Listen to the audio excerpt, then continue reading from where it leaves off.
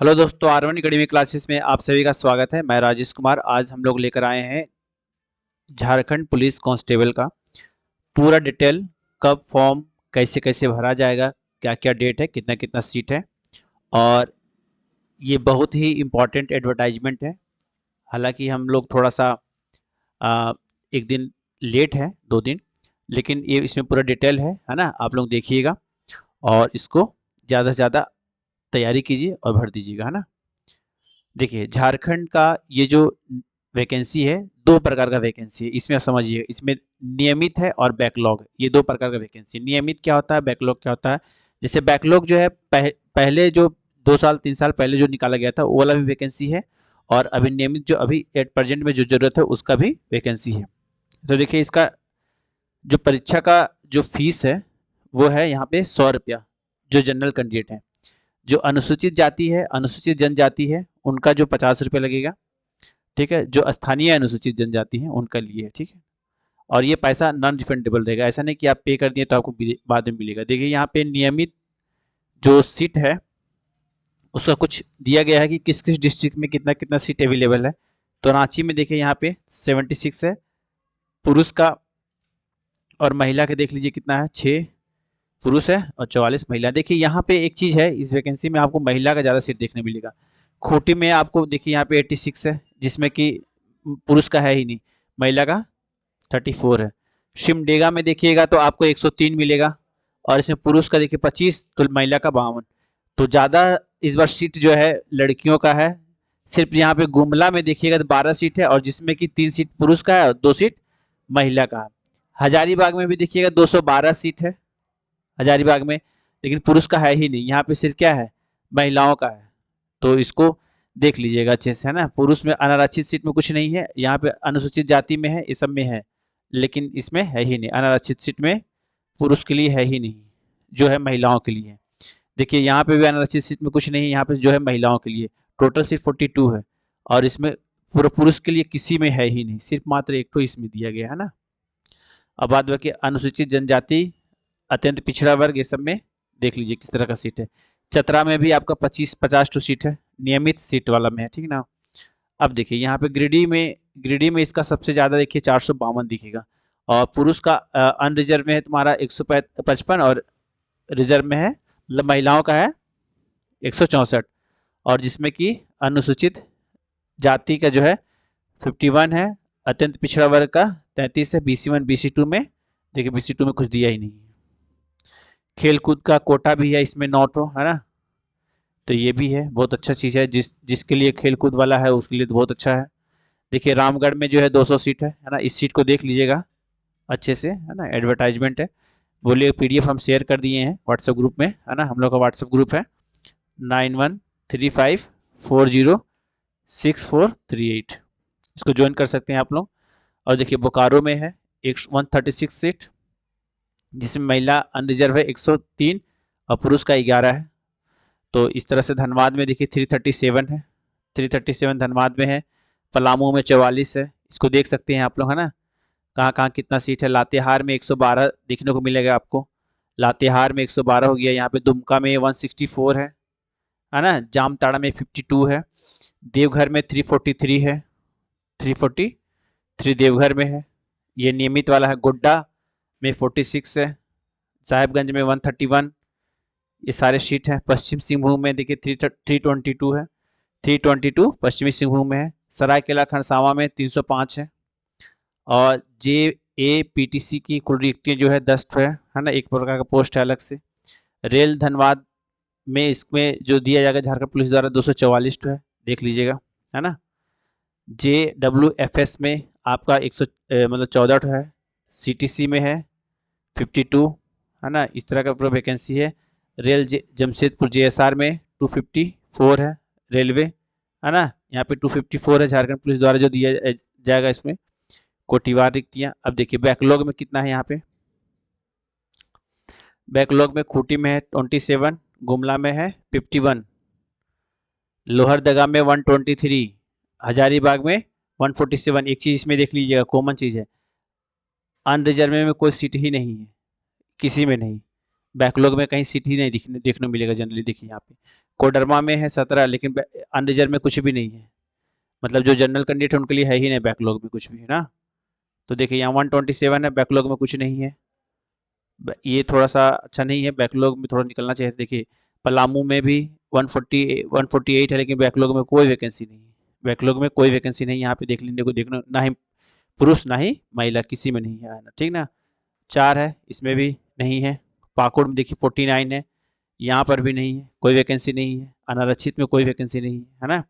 पूर्वी सिंहभूम में देखिए 288 तो है, लेकिन अनरिजर्व कैटेगरी में एक भी सीट नहीं दिया गया है यहाँ पे। और सारा अनुसूचित जनजाति अनुसूचित जाति यही सब में दिया गया है ना।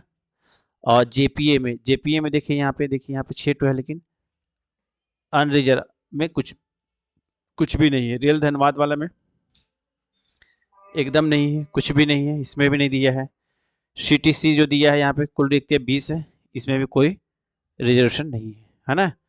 रेल जेएसआर में 1 तो सीट है बैकलॉग वाला, लेकिन अनरिजर्व में कुछ भी नहीं, वो भी ST SC ST में दिया गया, ठीक है ना।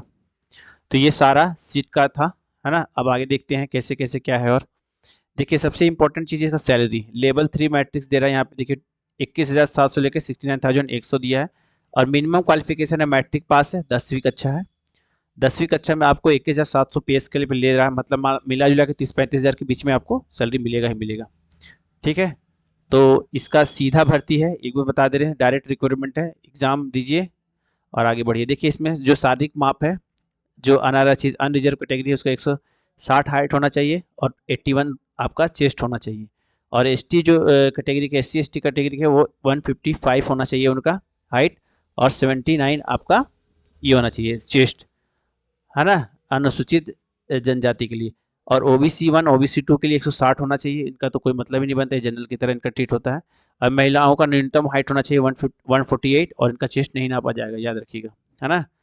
ऐसे घबराने की बात नहीं है, आराम से, है ना। तो इनका जो न्यूनतम उम्र सीमा का जो गणना किया जाएगा 1/8/2023 से किया जाएगा, याद रखिएगा 1/8/2023 से किया जाएगा। और अधिकतम उम्र की सीमा भी 1/8/2019 के बीच में होना चाहिए। और मिनिमम एज जो है 18 साल होना चाहिए। और अधिकतर जो है जो इकोनॉमिकली बैकवर्ड क्लास है उनके लिए भी, और अनरिजर्व कैटेगरी दोनों के लिए 25, है ना। देखिए OBC 1 OBC 2 इनके लिए 27 साल, और जो SC ST हैं उनके लिए देखिए अनारक्षित आर्थिक रूप से कमजोर अत्यंत पिछड़ा वर्ग जो महिलाएं हैं उनका 28 साल होना चाहिए। और ST ST के लिए पुरुष और महिला दोनों का 30 साल होना चाहिए, है ना।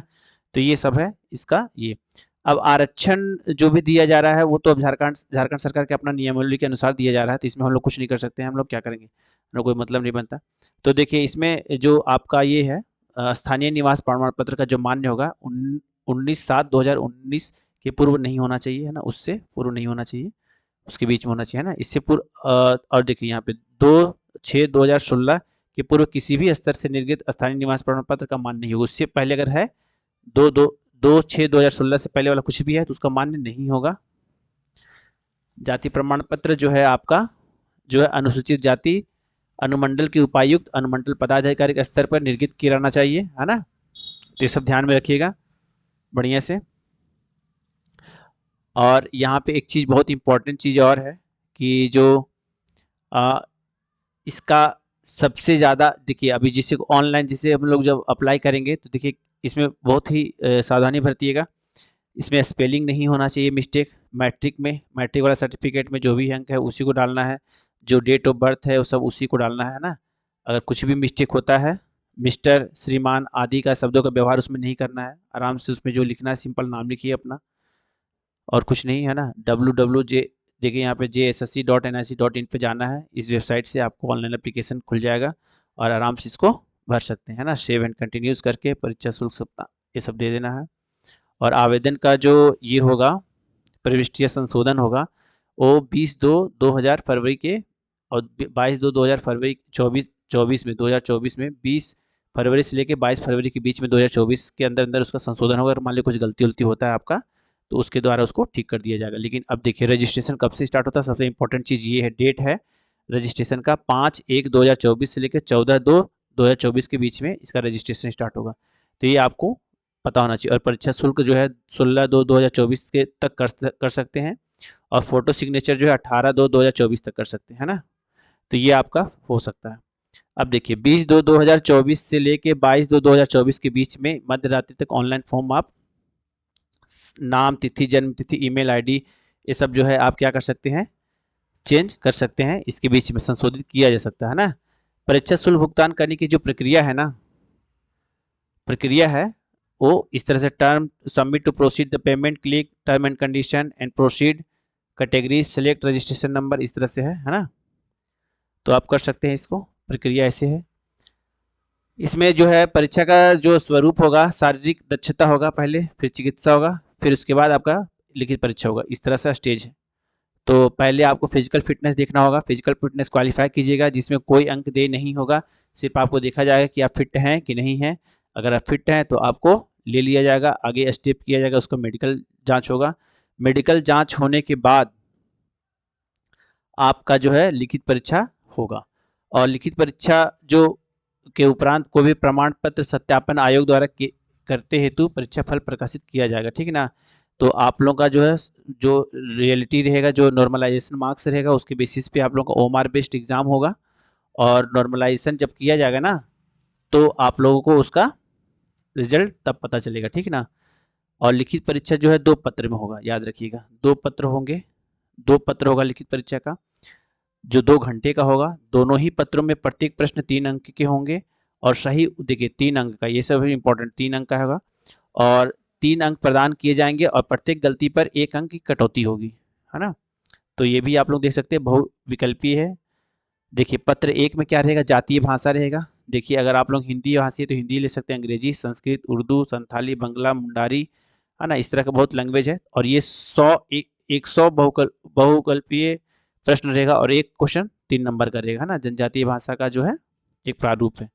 तो पत्र 1 में से 30% न्यूनतम अंक प्राप्त करना जरूरी है, मतलब कोई एक पत्र में 30% मात्र मार्क्स मिनिमम होना चाहिए, तब जाकर आगे कॉपी चेक होगा, नहीं तो कॉपी चेक नहीं होगा। पत्र 2 चेक होगा ही नहीं अगर पत्र 1 में क्वालिफाई नहीं करेंगे तो भाग 1 का जो हिंदी भाषा है संबंधित, जिसमें प्रश्नों की संख्या 50 होगी, ये प्रश्न अनुच्छेद आधारित हिंदी व्याकरण, मुहावरे, लोकोक्तियां और वाक्यों का शुद्धिकरण से संबंधित होगा। और भाग 2 में जो 25 प्रश्न सामान्य ज्ञान से तथा 25 प्रश्न न्यूमेरिकल एबिलिटीज होगा, और अवधि रहेगा 2 घंटा। देखिए 50 सामान्य ज्ञान, 25 आपका इससे रहेगा, है ना। कुल संख्या 300 नंबर का होगा, परीक्षा का स्तर मैट्रिक वाला रहेगा, इसको बढ़िया से दिमाग में रख लेना है। और प्रत्येक प्रश्न का 3 अंक होगा, और प्रत्येक सही के उत्तर के लिए 3 अंक दिए जाएंगे, है ना, और गलत के लिए 1 अंक कटौती होगा। शारीरिक दक्षता जो परीक्षण किया जाएगा इसमें देखिएगा, 60 मिनट में 10 किलोमीटर पुरुषों के लिए दौड़ा जाएगा, और 30 मिनट में 5 किलोमीटर महिलाएं दौड़ेगी, ठीक है। तो ये होगा इसका फिजिकल टेस्ट। तो इस तरह से होगा, और बाद बाकी सब ये सब चेक किया जाएगा कि आपका रतौंधी तो नहीं, मेडिकल कलर ब्लाइंडनेस तो नहीं है, ये सब बहुत प्रकार का चीज देखिए चेक किया जाएगा। तो आप लोग फिजिकली फिट रहिए बढ़िया से, और उसके बाद मेडिकली फिट रहिए, उसके बाद ही होगा कुछ, है ना। परीक्षा का जो आधार है वो आपको normalization basis common merit list पे होगा, इक्वल मार्क्स दिया जाएगा सभी को, ऐसा नहीं है कि कोई पार्शलिटी होगा। एक चीज और है इसमें, बहुत इंपॉर्टेंट चीज ये है कि जो आप लोगों का मूल्यांकन होगा ना एग्जाम का, तो जैसे आप कोई 30% मार्क्स लाएं, तो 30% मार्क्स लाने वाला को 0 अंक मिलेगा, उसको क्वालिफाई नहीं माना जाएगा। 30 जो 31 से लेके 40% का नंबर लाएं उसको 1 अंक मिलेगा, ये रेंज है, जैसे ना ग्रेड टाइप से दे रहा है इसमें। तो इस तरह से जो 51 से 60% जिसका मार्क्स आएगा उसको 3 अंक मिलेगा। तो इस तरह से आपका अंक दिया जा रहा है परसेंटेज वाइज पे, है ना, ग्रेडिंग के सिस्टम से इसको दिया जाएगा। तो उसमें ज़्यादा उलझना नहीं है, आप लोग सिर्फ मार्क्स लाइए बस, उसका अनुसार सिलेक्शन हो जाएगा। हाँ लेकिन एक चीज़ इंपॉर्टेंट है, जो बच्चे रक्षा शक्ति विश्वविद्यालय से स्नातक या डिप्लोमा किया है उसके लिए इसमें थोड़ा सा फायदा है, याद रखिएगा। इसमें फायदा क्या है, इसमें जो बच्चे इस तरह के डिग्री लेके और इसको एग्जाम को देने बैठे हैं, है ना, रक्षा शक्ति जो रांची में यूनिवर्सिटीज़ है, और उसमें जो आप लोगों को अगर कोई लड़का 75% से ऊपर मार्क्स लाया है तो उसको 10 नंबर एक्स्ट्रा दिया जाएगा, और जो फर्स्ट क्लास है उसको 8 नंबर दिया जाएगा, जो सेकंड क्लास है उसको 6, और जो सिर्फ पास है उसको सिर्फ 4 नंबर दिया जाएगा। तो ये थोड़ा सा अच्छा है उस बच्चे के लिए जो ऑलरेडी रक्षा शक्ति विश्वविद्यालय में डिप्लोमा या डिग्री कर रहा है या कर लिया है ना, कर लिया है जो खत्म होने वाला, तो उन लोगों को फायदा होगा इसमें, है ना। और रक्षा शक्ति जो ये नॉर्मल ग्रेजुएशन नहीं है, बता दे रहे हैं, ये आप लोग मत सोचिएगा जो नॉर्मल ग्रेजुएशन वालों के लिए, डिप्लोमा वालों के लिए नहीं, वो थोड़ा स्पेशल होता है, जो पुलिस विभाग को और सिक्योरिटी का ट्रेनिंग दिया जाता है उस यूनिवर्सिटीज़ में, है ना। तो ऐसे नॉर्मल नहीं है।